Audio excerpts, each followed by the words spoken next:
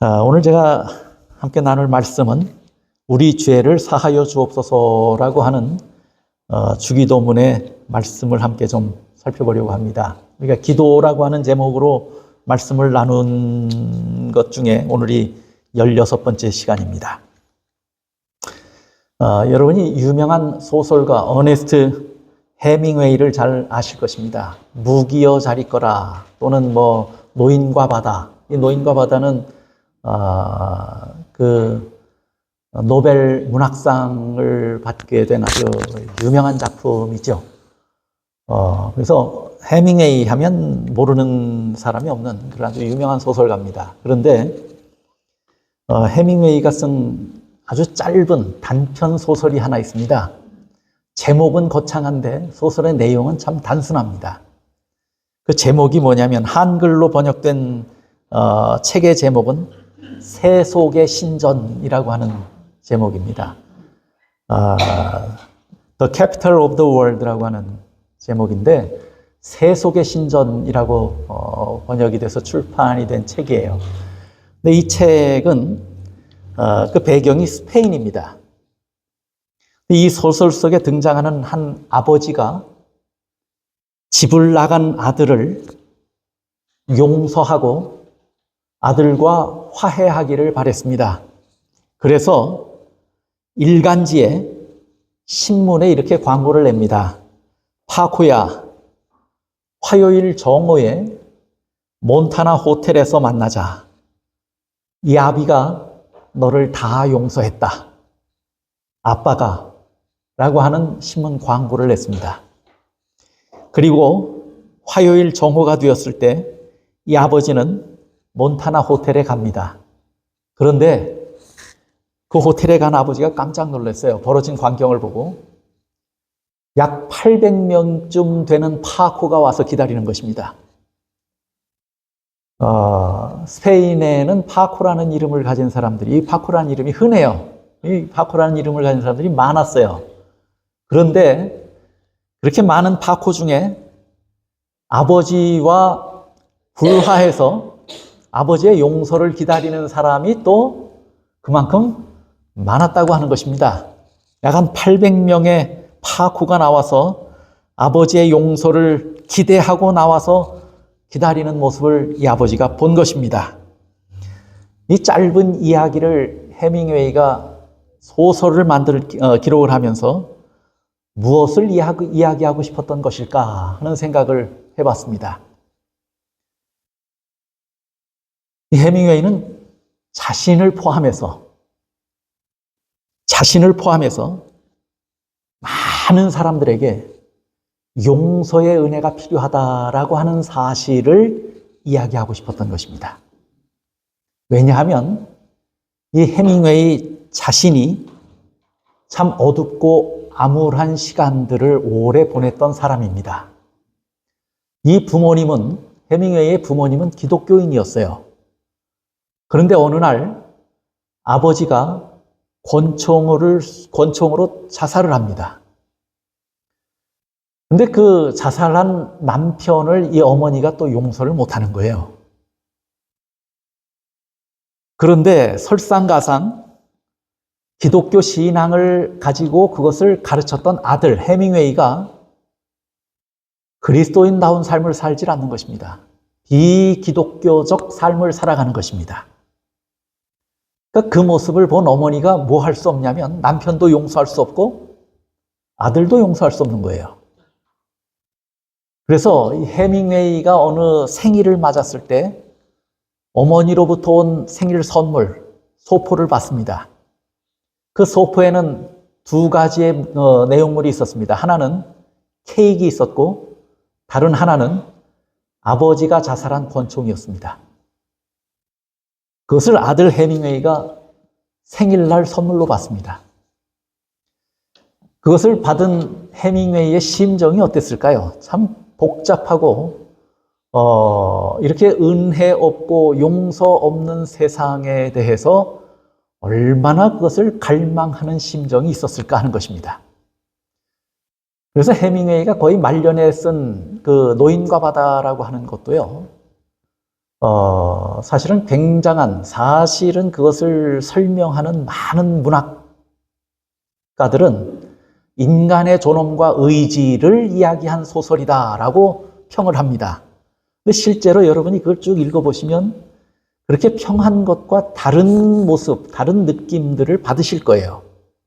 그 뭐냐면, 한 노인이, 산티아고라고 하는 노인이 고기를 잡으러 나가는데, 바다에 나갔는데 84일간 고기를 잡는데 한 마리도 잡지를 못합니다. 그리고 85일째 되는 날 어마어마하게 큰 청새치 한 마리를 잡습니다. 이 이야기를 두고 문학가들은 인간의 의지와 존엄을 이야기합니다.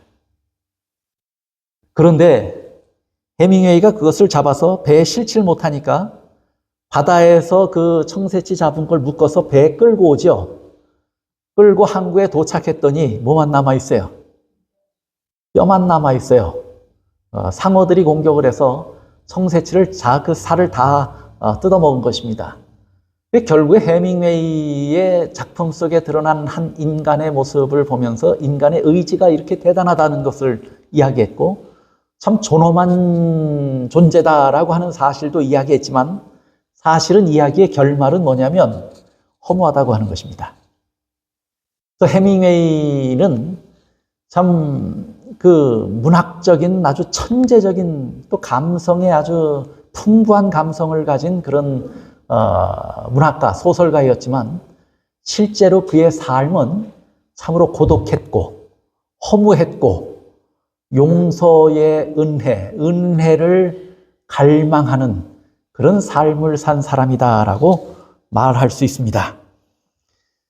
해밍웨이의 삶을 보면서 그가 쓴 작품들을 보면서 이 세상이 어떤 세상이라고 하는 것을 보냐면 은혜가 없는 세상이다라는 사실을 봅니다.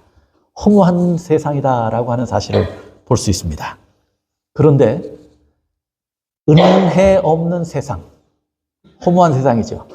은혜가 없는 세상, 용서가 없고 은혜가 없는 세상은 성경이 말하는 하나님의 나라가 아닙니다. 또 은혜 없는 사람은 하나님의 백성이 아닙니다. 성경은 한결같이 우리가 믿는 하나님은 뭐 하신 분이에요? 용서하시는 은혜가 풍성하신 분입니다. 그 하나님은 우리에게 무엇을 가르쳐요? 너희도 나처럼 뭐 하라고요? 용서하고 은혜를 베풀며 살라고 가르칩니다. 오늘 예수님께서 가르치신 한 기도를 우리가 살펴봅니다. 마태복음 6장 12절입니다. 제가 주보에 주기도문을 전부 실었죠. 근데 12절을 좀 굵은 글씨로 담았습니다. 보시죠.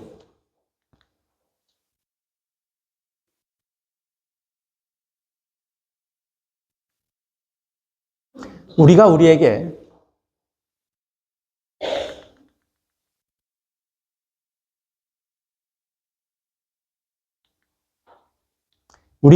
죄 지은 자를 사하여 준 것 같이 우리 죄를 사하여 주시옵고라고 하는 말씀입니다. 우리가 지난 시간에 마태복음 6장 11절을 살펴봤어요. 11절에 오늘 우리에게 일용할 양식을 주시옵고라고 하는 말씀의 의미가 무엇이고 이런 정신으로 살아간다고 하는 것이 무엇인가 하는 사실을 우리가 좀 살펴봤습니다.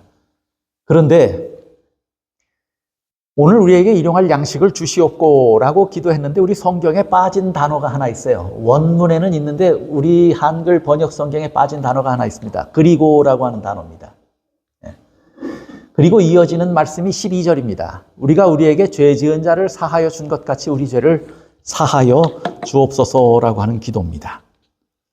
우리가 살면서 일용한 양식이라고 하는 것은 우리 생명의 유지를 위해서 최소한의 반드시 필요한 것입니다. 또 우리 영혼의 생명, 영원한 생명, 또 우리 영혼의 양식을 위해서 그것만큼 절박한 것이 있습니다. 그것이 뭘까요? 용서라고 하는 것입니다. 용서의 은혜입니다. 그래서 주님께서는 우리를 뭐 해달라고요? 우리 죄를 사하여 주시옵고라고 하는 기도를 하라고 말씀했어요. 근데 언제 하라고 말씀하신 거예요? 여러분이 살다가 어느 날 문득 죄 지은 것이 생각나거든 하라고 말씀하신 것입니까? 언제 하라고? 저 기도는 우리 죄를 사하여 주옵소서라고 하는 기도는 언제 하라고 말씀하신 것입니까?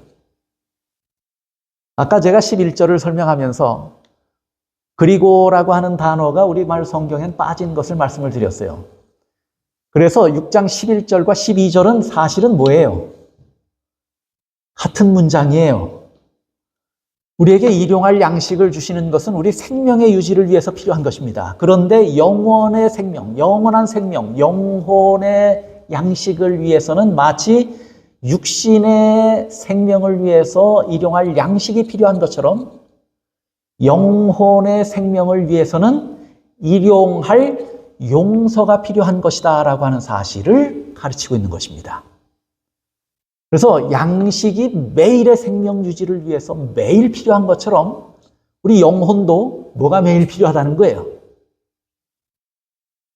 용서가 매일 필요하다는 것이에요. 그것이 매일 필요하다고 하는 사실을 가르칩니다.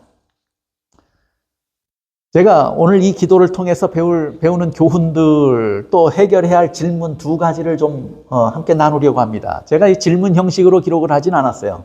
근데 여러분이 질문으로 보셔도 됩니다. 우리는 일용할 양식뿐만 아니라 일용할 용서가 필요한 사람들인가? 라고 하는 질문을 던져놓고 우리가 이 말씀을 좀 묵상해 볼 필요가 있습니다. 예수님은 우리에게 일용할 양식이 필요한 것처럼 뭐가 필요하다고 말씀한 거예요? 일용할 용서가 필요하다고 말씀했습니다. 그러면 그 용서는 어쩌다 가끔 필요하다는 얘기예요? 죄진 것이 생각날 때만 필요하다는 얘기입니까? 아니에요. 매일 필요하다고 하는 얘기예요. 매일 필요한데 우리에게 정말로 일용할 용서가 필요한가 그거예요.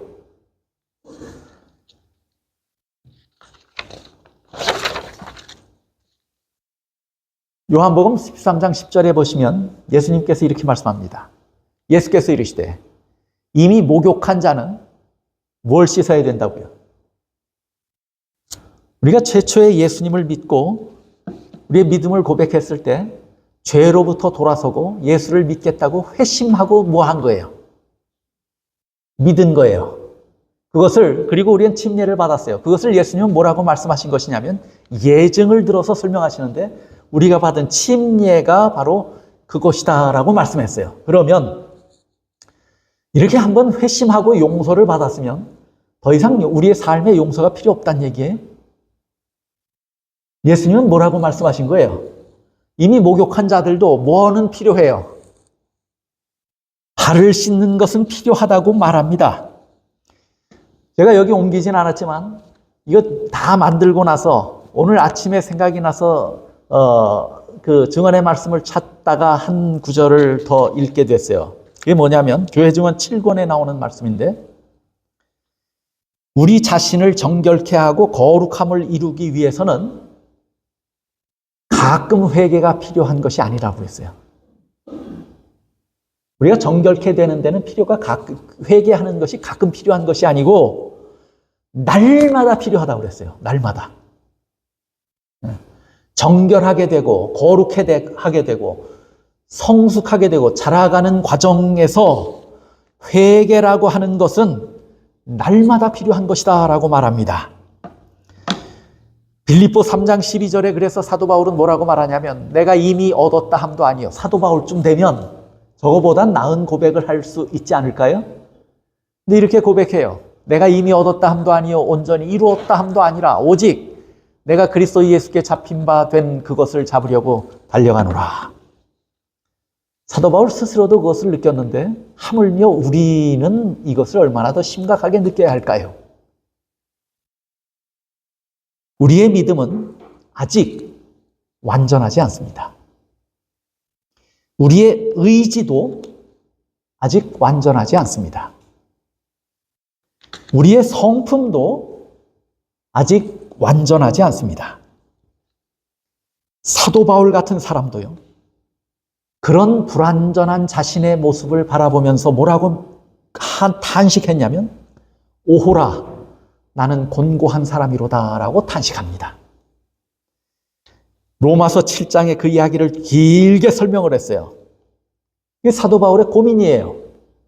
근데 무슨 고민을 했냐면 내 안에 뭐가 여전히 있더라는 거예요. 탐심이 여전히 있고 이기심이 여전히 남아있는 자신을 보는 거예요.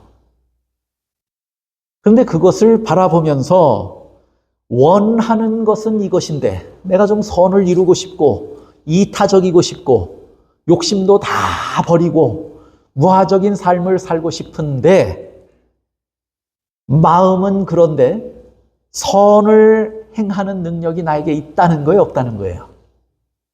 없더라는 거예요. 살아보니까. 그렇게 하고 싶은 마음은 굴뚝 같은데 안 되더라는 거예요. 그리고 결국에 자신을 보니까 뭐만 행하고 사는 것이냐면 악을 행하고 살더라고요. 왜 이런 일이 있을까? 내 마음의 소원과 내 삶이 왜 이렇게 크게 다른가 하는 고민을 하다가 사도 바울이 뭐라고 고백하냐면 내 속에 아직 죄가 있기 때문이라고 고백합니다. 사도 바울도 이렇게 고백할 정도라면 우리는 어떨까요?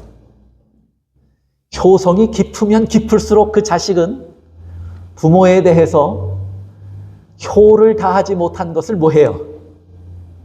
아쉬워하죠. 안타까워하죠. 근데 효성이 별로 없는 자식들은요, 내가 이만큼 하면 할 만큼 했다고 생각해요. 네. 효성이 깊은 자식일수록 자기가 다 하지 못한 효도로 인해서 가슴 아파합니다. 사도 바울도 우리보다 훨씬 믿음이 있고 훨씬 이타적이고 훨씬 헌신하고 충성하는 종임에도 불구하고 마치 효심이 깊은 자식이 부모에게 자기가 할 도리를 다 하고 최선을 다하면서도 부족하다고 느낀 것처럼 뭐 한 거예요? 내 안에 여전히 죄가 있어서 온전함을 다 이루지 못했구나 하는 사실 때문에 안타까워하는 거예요. 근데 우리는 가만히 보면 그렇게 효성도 많이 깊지 않으면서 할 만큼 했다고 생각하는 그리스도인들이 참 많아요. 우리 이쯤 하면 좀 웬만큼 믿는 건 아닌가? 또 비교를 해도 나보다 좀 못한 사람과 비교해서 나는 비교적 뭐하다고 생각해요. 비교적 저 사람보다는 좀 낫다고 생각하고 그것을 위안 삼아서 신앙하는 것이 우리 신앙의 수준일 수 있습니다. 근데 사도 바울 같은 사람은 믿음이 깊고 충성하는 종임에도 불구하고 내 속에 여전히 죄가 있다고 생각하고 그것 때문에 탄식하고 기도하고 안타까워하는데 우리는 우리 죄를 뉘우치고 회개할 것이 뭐 아직도 남았나 하고 생각을 해요. 성경의 믿음에 우리보다 앞서간 믿음의 선배들의 모습이나 그들의 권면이나 예수님의 권면이나 증언의 말씀이 한결같이 우리에게 주시는 말씀이 뭐냐면 아직도 우리에게 뭐 하라는 얘기예요. 회개할 것이 있다고 말해요. 우리가 거룩해져 가는 과정에 날마다 회개할 것이 있다고 말해요. 우리가 성숙해져 가는 과정에서 신실해져 가는 과정에서 날마다 회심할 것이 있다고 남아있다고 말합니다. 그래서 기도를 가르치는데 일용할 양식을 위해서 기도하라고 말씀한 것으로 봐서 주기도문은 매일 해야 하는 기도예요. 그런데 매일 해야 하는 기도 가운데 뭐 하라고 기도하라고 요구해요? 하나님께 기도하는데 내 죄를 사하여 주옵소서라고 매일 기도하라고 말하는 것입니다. 요한일서 1장에도 이렇게 말합니다. 만일 우리가 우리 죄를 자백하면 그는 미쁘시고 의로우사 우리 죄를 사하시며 우리를 모든 불의에서 깨끗하게 하실 것이요 만일 우리가 범죄하지 아니하였다 하면 하나님을 거짓말하는 이로 만드는 것이니 또한 그의 말씀이 우리 속에 있지 아니하니라. 사도 요한은 지금요 아무리 신실한 그리스도인이라 할지라도 그리스도인들도 뭐 한다고 하는 것을 전제하고 있어요. 죄 짓는다고 하는 사실을 전제합니다. 보세요. 내가 범죄하지 아니하였다 하면 하나님을 뭐 하는 자로 만드는 것이라고요? 거짓말하는 자로 만드는 것이라고요. 그리스도인도 뭐 한다는 것을 전제했어요. 사도 요한은. 죄 짓는다는 거예요. 그래서 뭐 하라고 말하냐면 우리 죄를 뭐 하라고요? 자백하라고요. 회개하라고요. 만약에 회개하면 하나님은 뭐 하신다고 말씀해요? 우리 죄를 용서하신다고 말합니다. 이것이 우리가 용서받고 그 안에서 은혜를 경험하며 자라가는 과정 중에서 하나님께서 우리에게 하신 약속이고 우리에게 주신 보증인 것입니다. 산상보훈에도 이렇게 말씀해요. 114쪽에 하나님의 용서는 죄를 용서한다는 것입니다. 우리가 뉘우치고 회개하면 하나님은 용서하셔요. 근데 하나님의 용서는 두 가지의 의미, 두 가지의 능력이 그 가운데 있어요. 하나는 뭐냐면 죄를 용서하는 것이에요. 그 다음에 둘째는 뭐냐면 죄로부터 뭐하게 해요? 돌아서게 하는 능력이 있어요. 우리가 기도하지 않고 하나님의 도움을 간구하지 않으면서 회개하지 않고 기도도 하지 않고 하나님의 도움을 간구하지 않으면 그리고 마음속으로만 내가 참 아쉬운데 이렇게 살면 안 되는데 뭔가 잘못된 것 같은데 하는 마음만 먹었다가 그냥 살고 또 마음 먹고 그냥 그렇게 살면 그가 변화되고 죄로부터 완전히 돌아서게 하는 능력이 그 가운데 있을까요? 없을까요? 없는 거예요. 우리가 우리의 죄를 뉘우치고 하나님 앞에 나가서 용서를 구할 때 하나님은 사법적으로 우리의 죄를 깨끗이 사하셔서 죄 없는 자처럼 여기시게 됩니다. 뿐만 아니라 그 하나님의 용서에는 또 다른 능력이 있어요. 우리를 뭐하게 해요? 죄로부터 돌아서게 하는 능력이 있어요. 마음을 변화시키는 것은 구원하는 사랑의 표현이다. 사랑이 사람을 변화시키지 못하면 그 어느 것도 사람을 변하게 할 수 없습니다. 결국 아버지가 싸우는 자녀들을 바라보는데 둘 다 잘못해요. 근데 그 아이들, 둘 아들은 서로 상대가 잘못했다고 매일 치고받고 싸우는 거예요. 그것을 바라보고 아버지가 아들을 향해서 훈계합니다. 너는 이것을 잘못했고 너는 저것을 잘못했고 아무리 얘기해도 변하질 않아요. 근데 어느 날 이 아버지가 그렇게 싸우는 두 아들을 바라보면서 그 자리에 서서 펑펑 울어요. 아무리 훈계해도 되지 않는 저 아이들. 그 아이들을 바라보면서 안타까운 심령에 펑펑 울어요. 그리고 싸우는 그 두 아이들을 품에 안고 웁니다.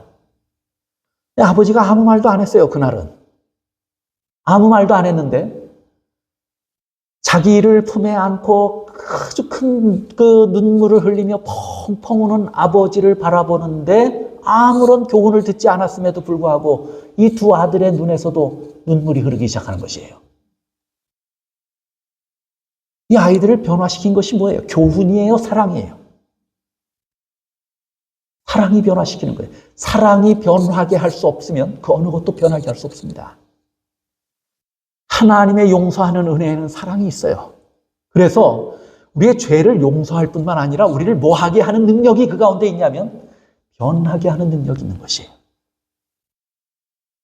그래서 우리는 날마다 기도해야 돼요. 용서를 경험하고 은혜를 경험하기 위해서, 사랑을 바라보기 위해서, 사랑을 경험하기 위해서 날마다 회개하고 죄를 용서해 달라고 기도해야 합니다. 자, 그런데 보세요. 용서에는 두 번째 질문입니다. 하나님의 용서에는 뭐가 있는가 하는 거예요. 여러분, 용서가 필요한 것은 이해되시죠? 왜냐하면 우리가 아직 완전하지 않기 때문이에요. 또 하나님의 사랑을, 그 은혜를 발견하기 위해서 우리는 날마다 용서의 경험을 해야 합니다. 네. 그런데 두 번째 질문이 있어요. 하나님의 용서에는 뭐가 있는가 하는 것이에요. 전제 조건이 있는가 하는 것입니다. 6장 12절을 다시 보시죠.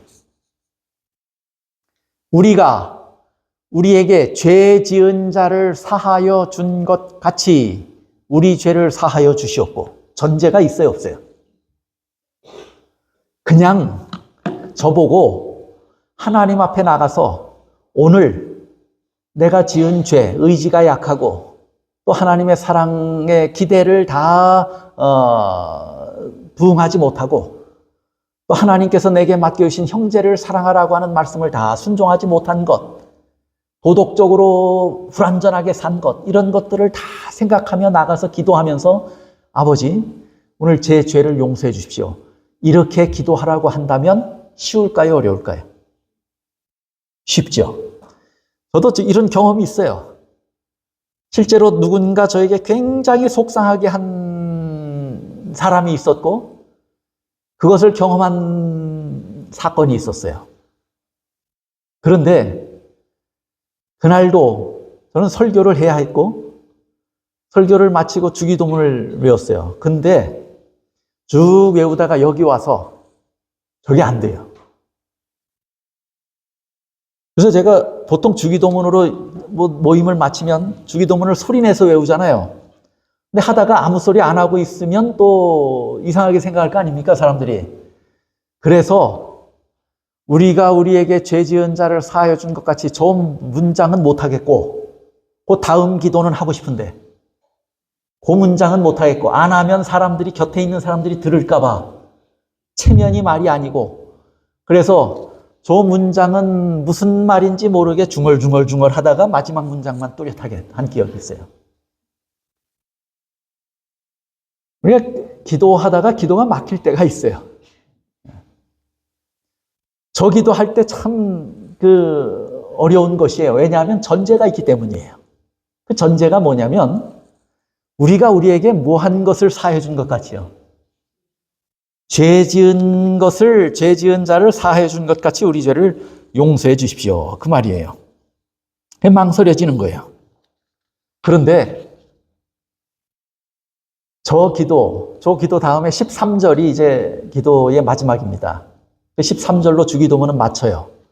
그런데 예수님께서 저 12절의 말씀을 기도하셨을 때 이 제자들이 말씀의 의미가 무엇인지 제대로 깨달아 알았을까 하는 그런 생각이 아마 드셨던 모양이에요. 이게 추측입니다. 그래서인지 13절, 14절에 주기도문은 마쳤는데 저 12절을 다시 반복하면서 풀어서 설명을 하셔요. 보세요. 14절, 15절입니다. 13절까지 주기도문이 마쳐요. 14절, 15절에 12절을 다시 설명을 해요. 주기도문을 다 마친 후에 또 해요. 뭐라고 말씀하시냐면 너희가 사람의 잘못을 용서하면 너희 하늘 아버지께서도 너희 잘못을 용서하시려니와. 조건이 확실해요? 아니에요? 전제가 확실해요. 아까 12절은 좀 애매하게 우리가 받아들일 수도 있어요. 해석하기에 따라서. 그런데 모호성을 하나님께서, 예수님께서 확실하게 없애버리셔요. 이건 이 의미다, 정확하게 이 의미다라고 설명해요. 그 의미가 뭐냐면 너희가 사람의 잘못을 용서하면 너희 하늘 아버지께서도 너희 잘못을 용서하시려니와 너희가 사람의 잘못을 용서하지 아니하면 너희 아버지께서도 너희 잘못을 용서하지 아니하시리라. 의미가 명확합니까? 아닙니까? 12절의 기도의 내용을 14절, 15절 주기도문이 마친 후에 다시 반복하시면서 그 의미가 무엇인지를 설명해요. 그런데 이 내용을 제가 좀 쉽게 이야기하자면 이런 말씀이에요.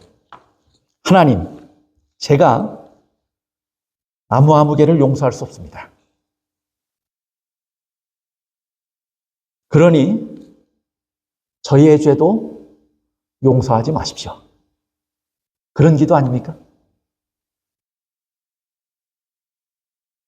반대로 하나님, 제가 아무개의 죄를 용서하오니 저희의 죄도 용서해 주십시오. 그런 이야기지요. 의미가 명확해요. 그런데 그러면 마태복음 6장 12절에 우리가 우리에게 죄 지은 자를 사하여 준 것 같이 우리의 죄를 사하여 주시옵고 라고 하는 말씀의 의미는 내가 누군가의 죄를 용서하면 제 죄도 용서해 주시고 내가 아무개의 죄를 용서할 수 없으니까 제 죄도 용서하지 말아 주십시오라고 하는 그런 의미의 기도라고 하는 사실에 의심의 여지가 없습니다. 이런 명확한 전제가 있는 기도인데 여러분 기도하시기가 쉬워요, 어려워요? 전제가 이렇게 명확한데.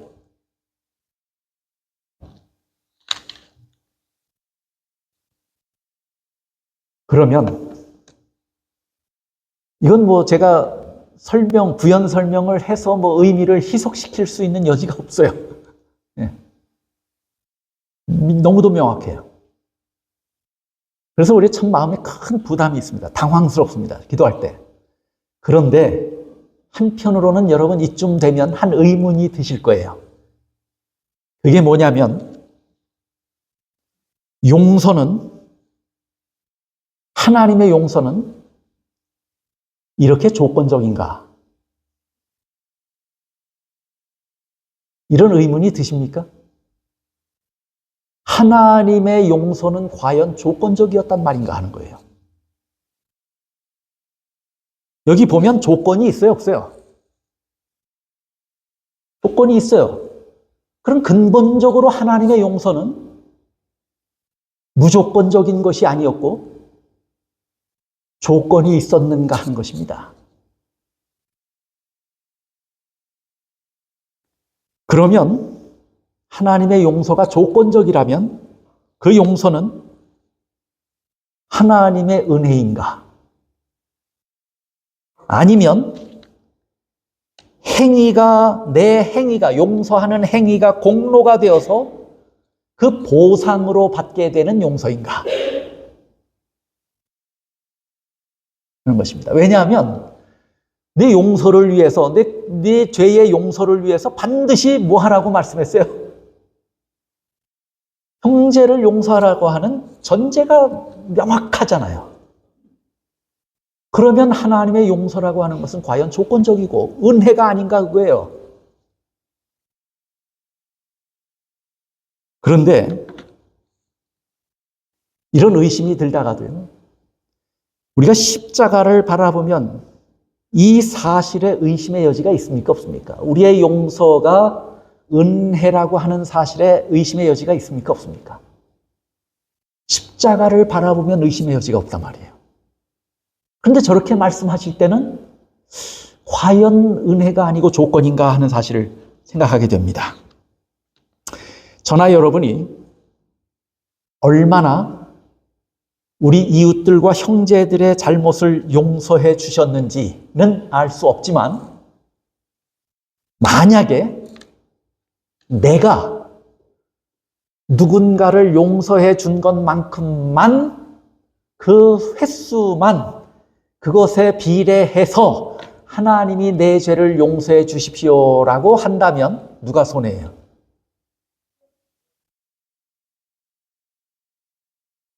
만약에 하나님이 네가 용서해 준 횟수만큼만 내가 너를 용서해 준다, 그러면 우리에게 희망이 있습니까? 없습니까?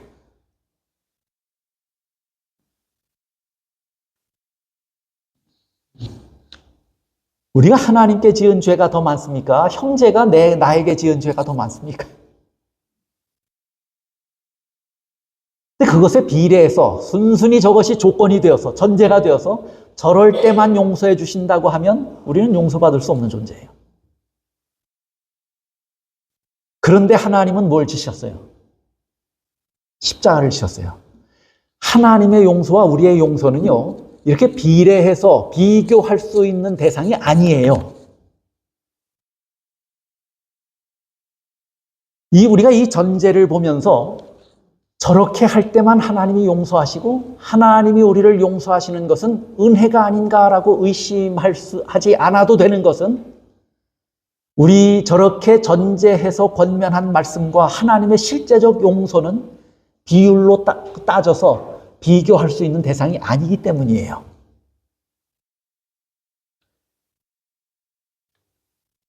그러면 여러분이 십자가를 바라보시면 십자가가 우리에게 보여주는 것이 있어요. 그게 뭐냐면 우리의 죄가 얼마나 크고 무거운가를 보여줍니다. 둘째로 동시에 하나님의 사랑이 얼마나 큰가 하는 것을 보여주는 것이에요. 그게 십자가예요. 그런데 우리가 다른 사람을 용서하는 것으로 하나님의 용서를 받는 것일까라고 생각하면서 십자가를 바라보면 그것이 아니라고 하는 생각을 쉽게 할 수 있습니다. 그래서 적어도 이것은 지금 하나님의 은혜의 용서와 비교할 수 있는 대상은 아니에요. 저 조건이. 그렇다면 이렇게 형제 용서에 대한 조건, 전제 조건을 왜 예수님께서 기도하시면서 저렇게 기도하라고 말씀하셨을까 하는 거예요. 그것이 우리의 공로가 되어서 그것으로 인해서 우리의 행위로 우리가 용서받는 것이 결코 아닌데 왜 저런 애매한 말씀을 하셔서 우리를 의심하게 하느냐 그거예요. 이 기도에서 왜 이런 형제 용서에 대한 전제 조건을 다셨을까 하는 것입니다. 이것을 이해하기 전에 우리가 먼저 생각할 것이 있습니다. 먼저는요, 보세요. 로마서 5장 10절에 보시면 곧 우리가 원수 되었을 때 언제라고 말씀해요? 원수 되었을 때예요. 어떻게 라고 하는 말씀이 그 다음에 나오죠. 언제라고 하는 말씀이 먼저 나오고 어떻게 그의 아들의 뭐하심으로 죽으심으로 말미암아 하나님과 화목하게 되었은즉 화목하게 된 자로서는 더욱 그의 살아나심으로 말미암아 구원을 받을 것이니라. 우리가 언제 구원받았어요? 언제 용서받았고 언제 구원받았고 언제 하나님과 화목하게 됐습니까? 우리가 먼저 화해하자고 손을 내밀어서 됐다 그래요? 아니요, 우리는 등지고 있었을 때예요. 원수 되었을 때예요. 그때 하나님이 스스로 그의 아들의 죽으심으로 말미암아 화목하게 되었고 우리의 죄는 용서되었고 구원 얻게 되었다고 말합니다. 그렇죠? 이 사실을 우리는 반드시 먼저 기억해야 합니다. 그 다음에 이렇게 은혜를 입었다면 이런 은혜를 입었다면 이렇게 사랑을 입었고 이렇게 은혜를 입었다면 너도 이렇게 하라고 말씀하는 구절이 성경에 무수히 많이 나옵니다.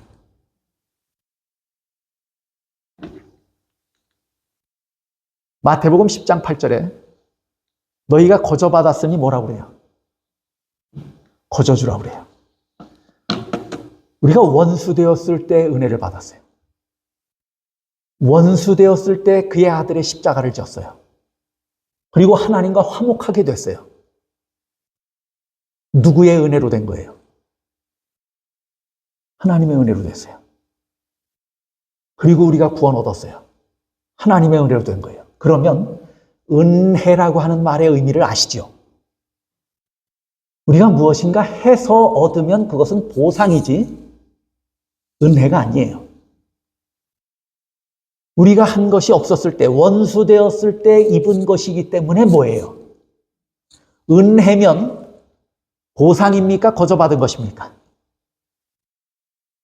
우리가 받은 모든 은혜는 거저받은 것이에요. 거저받은 자에게 성경이 요구하는 건 뭐예요? 하나님께서 말씀하시는 것은 너희도 거저 뭐라는 거예요? 주라는 거예요. 다시 말하면 이 주기도문은 역설적으로 기록된 것이지 다시 말하면 성경의 사상과 조화를 이루는 바른 의미는 뭐냐면 너희가 용서를 받았으면 너희도 뭐 하란 얘기예요? 용서하란 얘기예요.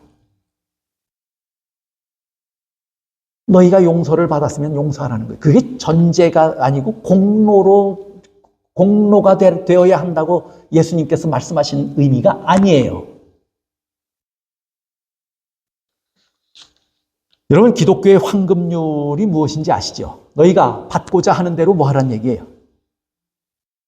대접하라는 얘기예요. 대접을 받고자 하는 대로 남을 대접하라고 하는 것이 황금률이에요. 우리가 은혜를 베풀지는 않으면서 은혜 받기를 바란다면 이것은 정상적인 모습입니까? 뻔뻔한 모습입니까? 이것처럼 이기적인 마음이 어디 있습니까? 내가 하는 행위는 전부 이해되어야 하는데, 그래서 그런 말을 했어요. 나는 다른 사람이 나를 평가할 때는 동기로 평가받고 싶어 하고, 내가 다른 사람을 평가할 때는 드러난 행위로 평가한다는 것이에요.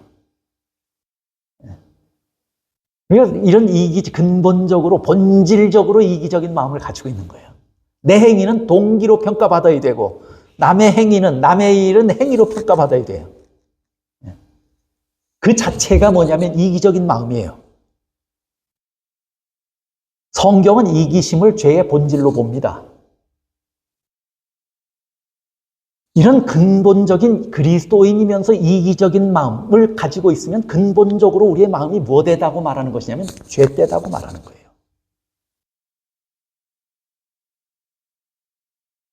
하나님으로부터 받기를 원하는 만큼 우리는 형제에게 베풀어야 합니다. 그것이 기독교가 가르치고 성경이 가르치는 황금률이에요. 주기도문 가운데서 나타나는 저 문장의 의미도 그것이에요. 너희가 받기를 원하는 만큼 너도 줘야 된다는 거예요. 만약에 그런 마음 없고 그냥 받기만을 원하고 주지 않는다면 그것은 본질적으로 내 마음 가운데 있는 이기적인 죄라는 얘기예요. 그래서 그렇게 하면 안 된다고 가르치는 거예요. 여러분이 누군가로부터 자비를 얻기를 원하신다면 다른 사람들에게 자비를 베푸셔야 합니다. 그것이 성경의 가르침이고 그리스도의 정신입니다. 주기도문 가운데서 우리가 우리에게 죄 지은 자를 사하여 준 것 같이 우리의 죄를 사하여 주옵소서.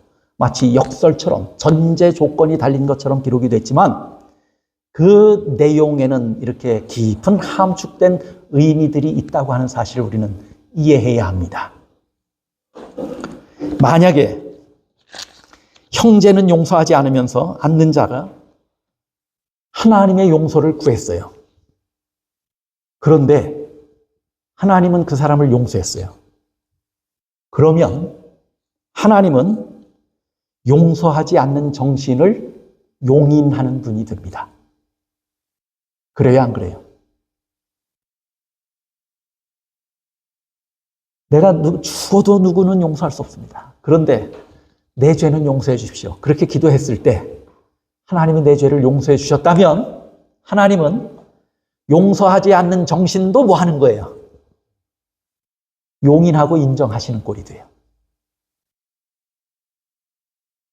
그것은 하나님의 성품에도 맞지 않고 하늘나라의 정신에도 맞지 않아요. 근데 우리는 어디가 살 사람들이에요? 하나님의 성품을 바라보고 배우다가 하나님의 성품이 통치의 원칙이 되는 하늘나라에 가서 살게 됩니다. 그래서 이 땅에서 그 원칙을 뭐 하라는 거예요? 그 원리와 그 원칙을 배우라고 말씀하는 거예요. 이렇게 기도하는 의미가 무엇인지 우리는 바르게 이해할 수 있어야 합니다. 산상보훈에도 이렇게 말씀해요. 우리가 하나님께 나아갈 때 처음부터 가져야 할 조건이 있다고 말해요. 그분에게서 자비를 받고 그분의 은혜를 다른 사람들에게 나타내기 위해 자신을 뭐 하는 것이라고요? 굴복시키는 것이라고요. 이것이 예수님을 믿는 길이고 그리스도를 따르는 길이에요. 그리스도인의 길이에요. 하나님께 나아갈 때 처음부터 가져야 할 마음이에요, 우리가. 이런 마음가짐으로 우리는 하나님께 가야 돼요. 그런데 그건 뭐냐면 자비를 받고 그분의 은혜를 다른 사람들에게 나타내기 위해서 자신을 굴복시키는 것이라고요. 하나님의 자비를, 그 자비의 은혜를 받았으면 이제는 그것을 나타내기 위해서 자아를 뭐 하란 얘기예요? 자아를 죽이라는 얘기예요. 여러분, 죽은 시신을 앞에 두고 아무리 그를 놀리고 그를 모욕해 보십시오. 그가 벌떡 일어나서 분풀이 하든가요, 안 하든가요?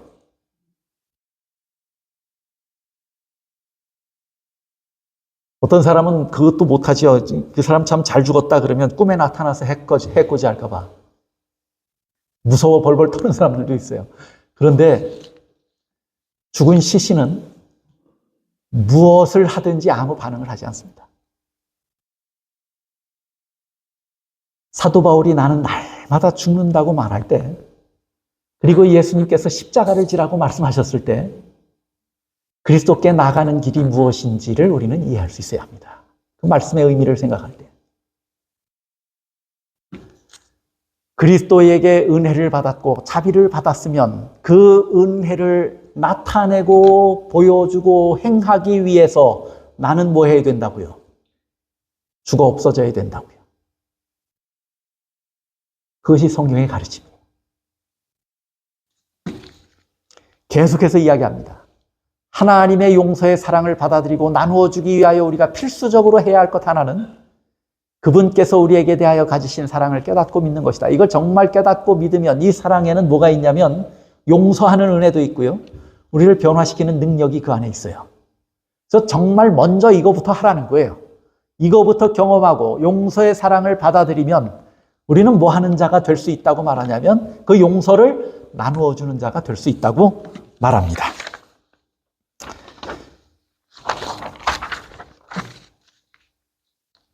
이 이야기를 예수님께서는요, 누가복음 18장에 제가 인용문들이 더 있지만 좀 지나가죠.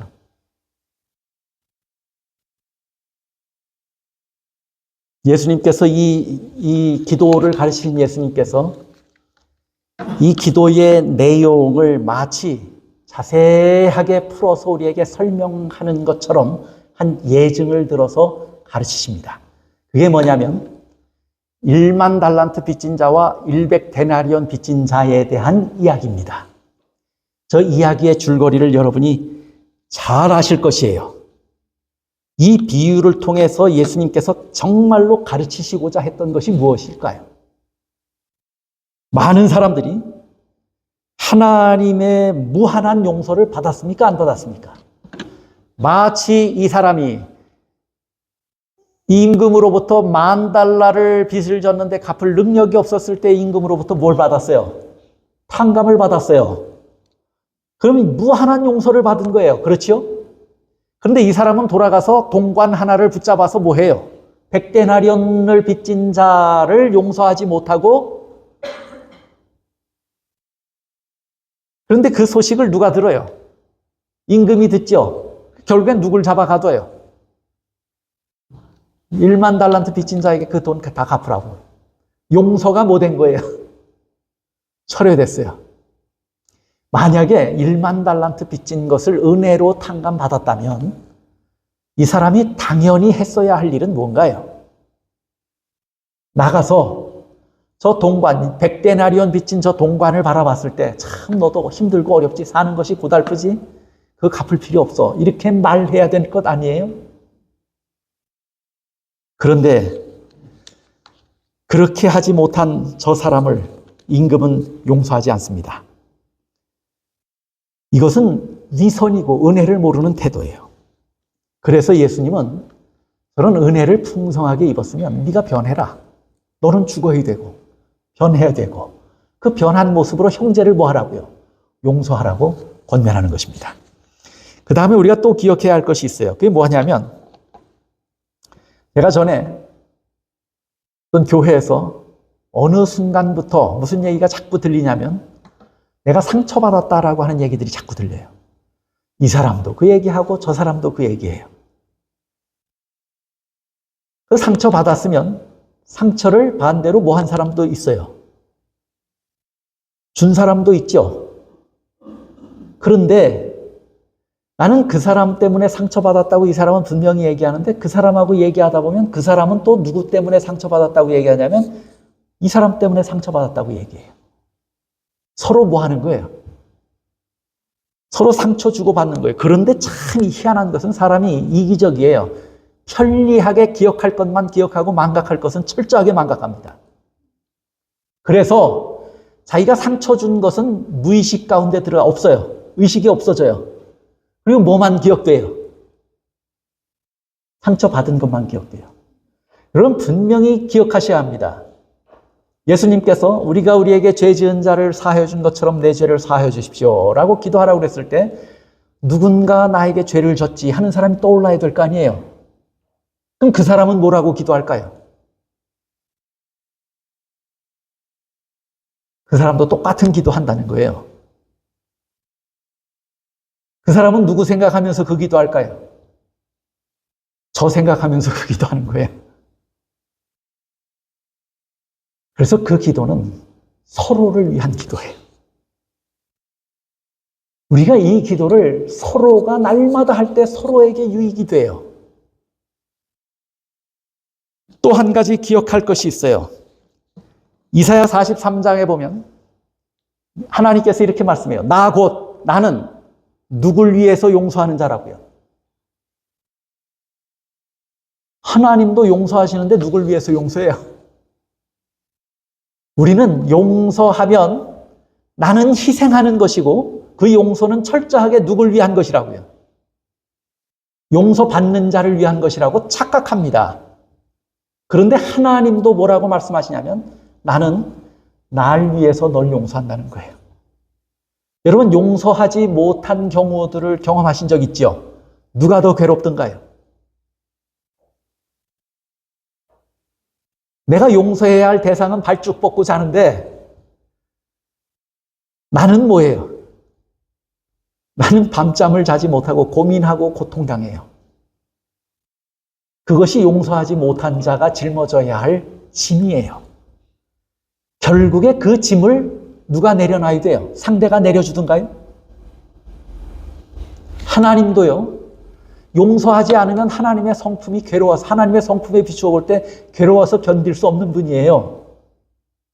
그러니까 용서해야 하나님의 마음이 어떤 거예요? 하나님의 마음에 평화가 찾아오는 거예요. 이건 사람의 생각으로 하나님의 마음을 재단하고 추측해서 좀 완전하지 않은 부분이 있을 것입니다. 그러나 하나님도 뭐라고 말씀하셨냐면 나를 위하여 네 허물을 도말하는 자라고 말씀해요. 왜 하나님께서 기도하면서 이렇게 기도하라고 가르치셨는지를 우리 명확히 이해하셔야 합니다. 이것은 조건으로 주신 말씀이 아니에요. 이것은 우리에게 주신 강력한 권면이에요. 사랑의 권면이에요. 제가 한 말씀을 줄이면서 한 이야기를 좀 나누려고 합니다. 여러분이 제가 이 말씀을 드린 적이 있어요. 손양원 목사님의 9가지 감사. 두 아들을 잃었을 때 그 장례식에서 손양원 목사님이 9가지 감사를 낭독한 것을 제가 예전에 아주 오래전에 설교 가운데 예화를 든 적이 있습니다. 그 첫 번째 감사가 뭐냐면 나같이 큰 죄인에게서 이렇게 훌륭한 두 순교자가 나왔으니 하나님 앞에 감사한다고 이야기를 했어요. 근데 제가 그 감사를 한번 다 말씀을 드린 적이 있어서 다시 반복하려고 하는 것이 아닙니다. 그런데 그 아들 둘은 죽었죠. 딸이 남아있는데 손동희라고 하는 딸이 남아있는데 그 딸은 그 일을 겪었을 때가 중학교 1학년, 중학교 3학년 그 사이에 참 사춘기 때예요. 그런데 자기 오빠 두 오빠를 죽인 범인은 이 어린 소녀의 가슴에 용서할 수 없는 사람이죠. 근데 어느 날 문득 아버지가 뭐라고 말씀하냐면 그 사람을 용서한다는 거예요. 그 사람을 용서한다고 그랬을 때 이 딸이 이해할 수가 없었어요. 받아들일 수가 없었어요. 그래서 아버지하고 논쟁을 벌여요. 아버지하고 싸웁니다. 이 아버지가 딸에게 뭐라고 이야기를 하냐면 나는 첫째 계명과 둘째 계명을 지키기 위해서 신사참배를 거절했고 그것 때문에 감옥에 갇혀서 감당할 수 없는 모진 고문과 박해를 당했다. 그때 나는 내 목숨을 버리기로 작정했었다. 뭘 위해서요? 첫째 계명과 둘째 계명을 지키기 위해서, 지켜내기 위해서. 그런데 지금 나는 네 원수를 내 목숨같이 뭐하라는, 사랑하라는 하나님의 계명 앞에 또 서 있다. 첫째 계명과 둘째 계명을 위해서 내가 생명을 버리기로 작정했다면 이 계명을 위해서도 나는 내 생명을 버릴 각오가 되어 있다고 말을 했어요. 그런데 사랑은 용서를 넘어서는 것이어야 한다. 그래서 내 두 아이를 죽인 살인범을 내가 용서할 뿐만 아니라 그를 내 양아들로 삼아서 사랑을 베풀기를 원한다고 딸에게 이야기를 해요.